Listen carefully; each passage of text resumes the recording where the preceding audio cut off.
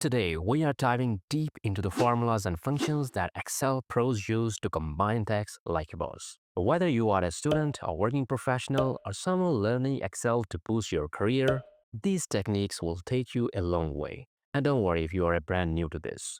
We will start with the absolute basics, and then gradually move into more powerful and flexible methods. So you not only learn how they work, or why they matter.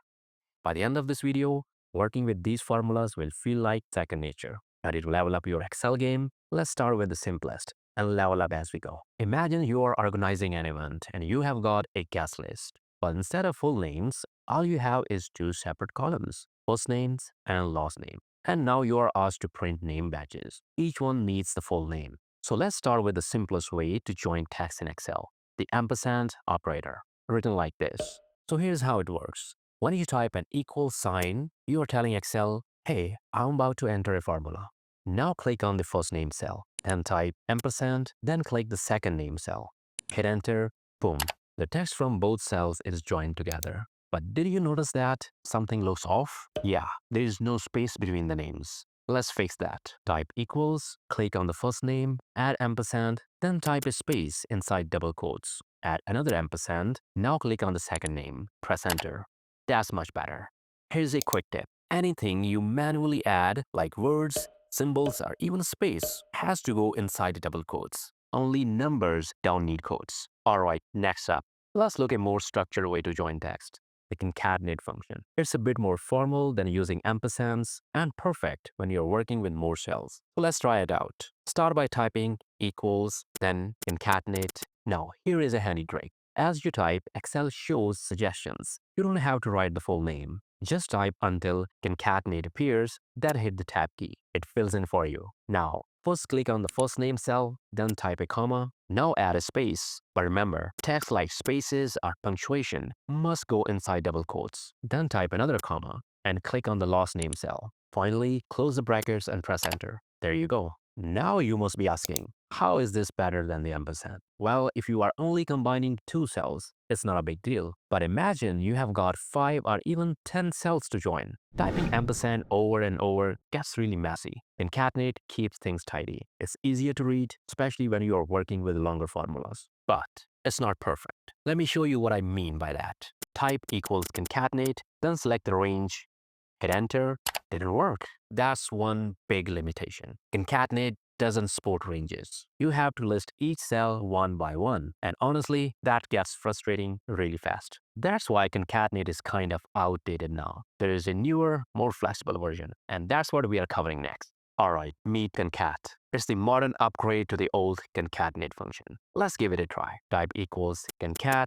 As always, Excel suggests the full formula. Just hit tab and you are good to go. Now select the first name cell, then type a comma, add a space inside double quotes, then select the last name cell.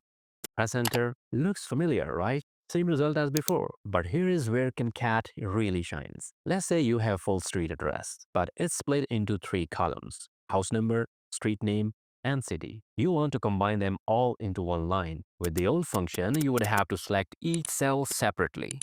But with concat, you can select the entire range in one go. Try this. Equals concat, then drag to select all 3 cells, close the formula and press enter. Boom. Now just one thing to keep in mind. There is no separator between the values. No spaces, no commas, nothing. Everything gets glued together. So if you want those in there, you still have to add them manually. Let's fix it. Type equals concat, then select the first cell. Add a space in double quotes, comma, select the second cell, add another space, and finally select the third cell. Close it up and hit enter. Much better. So yes, concat is cleaner and supports ranges, but it still needs some manual effort or formatting. Now, what if Excel could just figure that out for us? Well, it can. Let me show you something smarter. Now, we are getting a little fancy. Say hello to the TEXTJOIN. Let's go back to that street address example, split across 3 columns. Watch how TEXTJOIN handles this way better than the others. Start by typing equals TEXTJOIN TextJoin. Now here is a helpful tip. Whenever you type a formula, Excel shows you a little guide just below it. That guide tells you the order of inputs the formula expects. Just follow that and you'll be a formula pro in no time. Alright, Excel's first question is, what delimiter do you want? A delimiter is just what separates each piece of text. It could be a space,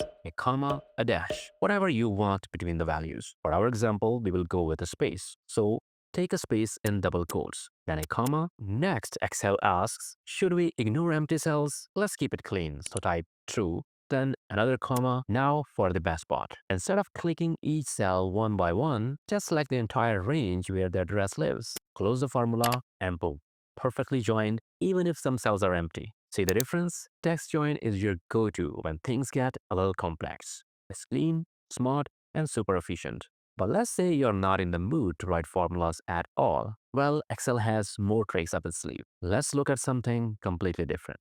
Alright, this one's pure magic. Let's say you have got first names in column A and last names in column B. Now in column C, type the full name manually, just once. Then move to the next cell below and press Ctrl E. Excel instantly picks up the pattern and fills in the rest. That's a flash fill. It recognizes what you are doing and completes it for you in a flash. You can also find it under the Data tab in case you forget the shortcut. Pretty slick, right? But here is the catch. Flash fill does not update if your original data changes. It's a one-time fill, not a live formula. So use it when your data is final, not something that will change later. Alright, by now you should have a solid grip on these core Excel formulas. If you found this helpful, give it a like and subscribe for more practical, in-depth Excel tutorials.